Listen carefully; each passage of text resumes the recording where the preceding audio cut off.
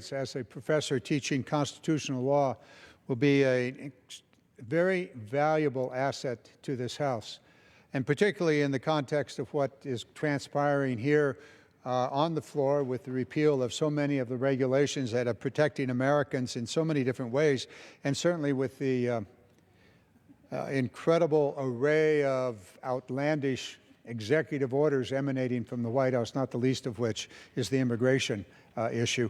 And so as we journey through this period of disruption and chaos, I am certain that we'll count upon you to provide us with insight into the way in which all of this fits into the very clear framework of the Constitution. Well, thank you for your leadership. Well, thank you so very much. There are so many other things to talk about here, and I probably have another 20 minutes to do it. I doubt that I'll take all that time. But unless my colleague from Iowa wants to engage in a colloquy about some issues of the day, which we might find a very exciting, interesting thing to do, Mr. King. I see you await your turn here. Over the last week, the Congress has, last 2 weeks now, 3 almost, has enacted a series of repeals of regulations that have been passed in the Obama administration. And on the floor today, not more than an hour and a half ago, 3 additional repeals of regulations took place. These were under the Congressional Review Act, a law that's some 25 years old now, that allows the Congress to literally repeal regulations that are out there. Let me give you a couple of examples today. One of them dealt with the planning process for the Bureau of Land Management. Now, about 250,000 acres of land are under the jurisdiction of the Bureau of Land Management. This is public land. It belongs to all of us. You know, this land is your land. Well, this is the land that belongs to the American people.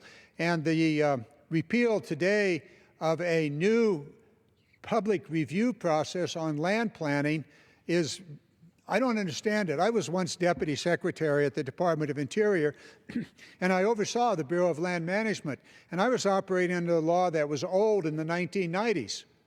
But here we are with this new, with this repeal of a new process, a process that actually invited into the land planning for the Bureau of Land Management, that, you know, where are the roads going to go, how are they going to manage the various uses of the land, whether it's agriculture for cattle or for recreation or hunting, whatever, that they invite into that process all of the local agencies, the county, the state, environmental groups, hunting, fishing, cattlemen, agricultural groups, whoever would have a stake in that, they were invited into the process. It shortened the process from 8 years down to something probably in the 2 or 3 year range to go through this entire thing. And for reasons that I'll never understand, the repeal eliminated the use of good science and economics. So I don't understand what's going on here. This is a good process so that the public would be invited, yet the Congressional Review Act, should the Senate agree and the President sign this particular review, the Bureau of Land Management will never be able to go back and enter this process of land planning again. They cannot issue a new regulation. It is nonsense what's happening here. Mountaintop removal in coal country, where mountains are simply wiped off the face of the earth and all of that dirt piled into the nearby streams. That regulation, providing clean water for the communities in the rivers for recreation or fishing or any other thing, gone. No longer available to protect the communities. It goes on and on. I know one thing that the President did the very first day was an executive order to eliminate the reduction in the mortgage guarantee fee. This is a fee paid by homeowners, usually low-income homeowners, who, because of their income, because of their financial status, cannot get a regular mortgage unless there is a guarantee. He said this was for the benefit of the homeowner. Baloney! This was for the benefit of the bankers.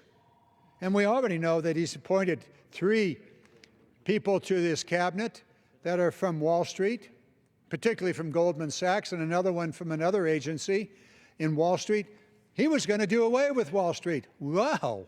No, he brought Wall Street into the cabinet, going backwards on this. I'm going to take a deep breath. I need it after all of that.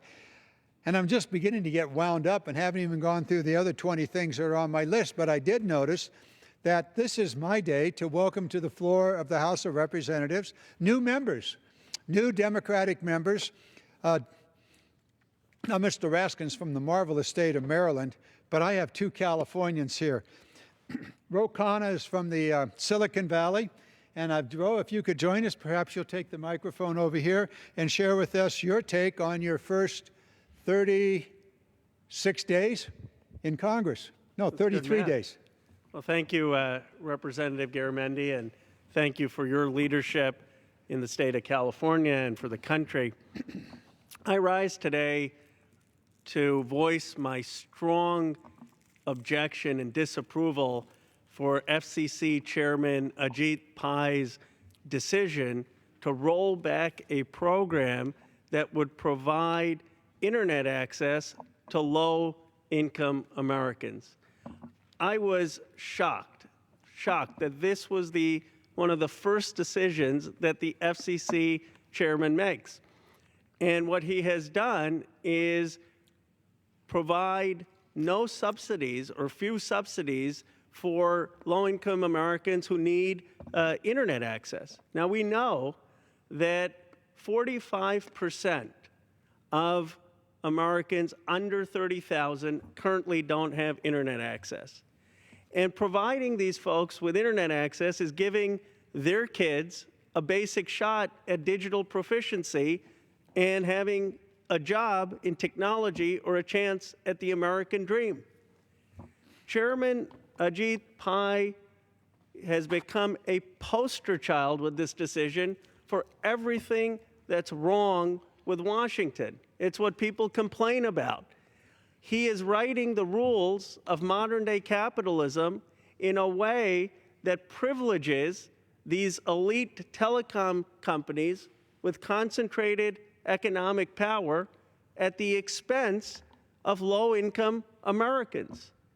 And this Congress must stand united to make sure that an unelected bureaucrat doesn't get to write the rules of our economy in favor of wealthy interests at the expense of ordinary Americans.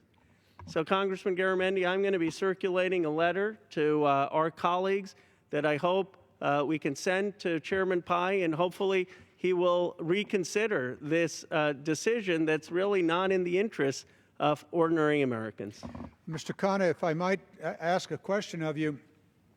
You represent the Silicon Valley, at least a large portion of the Silicon Valley, and the issue of net neutrality has been bouncing around here for some time, and basically the FCC, as I understand it, has decided that there would be net neutrality, which, as I understand it, and perhaps you can explain it better than I, so I'll let you do so, may be the next thing that this new chairman intends to do away with. Have you followed that? Well, I have, and I appreciate your leadership on this, Congressman Garamendi. I mean, net neutrality, as you know, is a very simple idea. And that means that everyone should have equal access to the internet, that you shouldn't get to pay for faster service, or you shouldn't get to pay to have more of your message out. You'd think that if anyone would appreciate the importance of it, it's the president who used the tools of the internet with Twitter and Facebook. Oh, the tweets. You know, I mean, you would think we want a democracy where every citizen has equal access to these tools. Well, who doesn't want that? Some of these big companies that have concentrated economic power and have an interest in making money and not for speech. And this chairman has shown a consistent pattern already in a few weeks of basically siding with these large telecommunication companies at the expense of ordinary citizens. And, you know, it may sound like a technical issue, and some folks glaze over when you say net neutrality or when you talk about the technical issues of the Lifeline program. But I think what they have to know is you've got an FCC chairman who is siding with wealthy interests in telecom companies over what ordinary people would benefit ordinary people. Thank you so very, very much for the explanation and the purpose of net neutrality and the way it is one of the things that in a very real way, protects the individual to have access. What's happening with these regulations and many of these executive orders that the president puts out is to remove from the individual protections that they have. I mentioned mountaintop removal in coal country, the protections that the indigent farmer down the stream has for protection that he would have clean water. That protection is gone. You look at the mortgage guarantee. It's just, it's a small amount, but it's $500 a year additional that an individual would have to pay, assuming they had to have a mortgage guarantee. And most low-income people have to have that mortgage guarantee in order to buy a home. It's $500 out of their pocket. So the protections that have been in place, and there may be others. I'm sure that in your area you may know of others. If you'd like to share with us, you're more than welcome to do so. But I really thank you for bringing to us your expertise in the area of communications. I know that you've worked in this area before. You represent a part of America and California where this is a very big issue.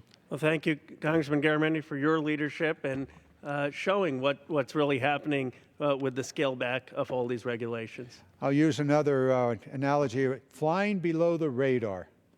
A lot of this is flying below the radar because we're looking at all of the tweets that come out in the morning, the various news programs focusing on the president, and missing some really, really important things that protect Americans. Absolutely. If I can make one more comment, everyone says they're not for regulations and it's easy, but every time I get on an airplane, I'm very thankful that we have some regulations. So regulations can't just be eliminated with a hatchet like this administration is doing. So very, very true. Let me just go through some of the regulations that are being repealed here in the House over the last couple of weeks. First of all, let's remember that the Congressional Review Act that's being used to repeal these regulations has two parts to it. One, the ability of Congress to repeal regulations, which I think is a good idea. The second part of it, I think, has some real shortcomings, and that is once that regulation has been repealed, both houses vote for it, the president signs it, then the issue cannot be revisited by that administrative agency. I gave the example of the BLM, but it applies across the board. And so regulations that deal with smoking on airplanes, that's a regulation. Right. Okay, we repeal that regulation, suddenly there's smoking on airplanes. You can never go back and do a regulation again in that area. That's heavy. Thank you, Congressman. Thank you very much for joining us, Mr. Khanna, and look forward to working with you in the days ahead. Thank you for bringing your expertise to us. I'm going to just run down through a quick list here. Oil and gas companies operate around the world. Our new Secretary of State was the CEO of ExxonMobil, the world's biggest oil company. Did ExxonMobil pay a fee